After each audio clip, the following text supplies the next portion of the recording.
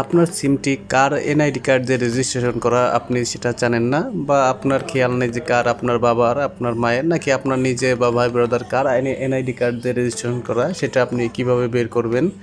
তো এটা বের করার জন্য আপনার যার আর কি সন্দেহ হচ্ছে যে বাবা বা মায়ের এনআইডি কার্ড দিয়ে বা নিজের এনআইডি কার্ড দিয়ে আপনার সিমটি তোলা, এজন্য আপনি কি করবেন, প্রথমে আপনি ডায়াল প্যাডে যাবেন। ডায়াল প্যাডে যাওয়ার পরে ডায়াল করবেন *1601#।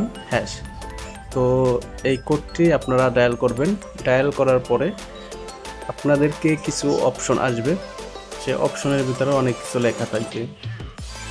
তো আমি এখন ডায়াল করে দিলাম। তো ডায়াল করার পরে একটু ওয়েট করতে হবে। তো ওয়েট করার পর দেখতে পাচ্ছেন কিছু আসছে। তো আপনার এনআইডি কার্ডের লাস্ট যে 4 ডিজিট আছে, সেই 4 ডিজিটটা দিয়ে দিবেন। আপনার যার মনে হচ্ছে যে অমুকের এনআইডি কার্ড দিয়ে আপনি রেজিস্ট্রেশন করছেন, সেই এনআইডি কার্ডের লাস্টে 4 ডিজিটটা এখানে দিয়ে আপনারা সেন্ড বাটনে ক্লিক করবেন। ক্লিক করার পরে যে এখন একটা এসএমএসের মাধ্যমে আপনাকে জানাই দেওয়া হবে, ঠিক আছে। তো এখন দেখবেন যে আমার ফোনে একটা এসএমএস আসবে, এই জন্য আমাকে অবশ্যই একটু ওয়েট করতে হবে, আপনাদেরকে একটু ওয়েট করতে হবে। ওয়েট করলে পরে দেখতে পাচ্ছেন মেসেজ চলে আসছে আমার এনআইডি কার্ড দিয়ে কতটি সিম রেজিস্ট্রেশন করা, টোটাল 13টি সিম রেজিস্ট্রেশন করা।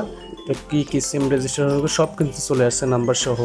তো এখানে দেখতে পাচ্ছেন জিপি, বাংলা লিঙ্ক, এয়ারটেল, রবি, সব সিমের নাম্বারই চলে আসছে।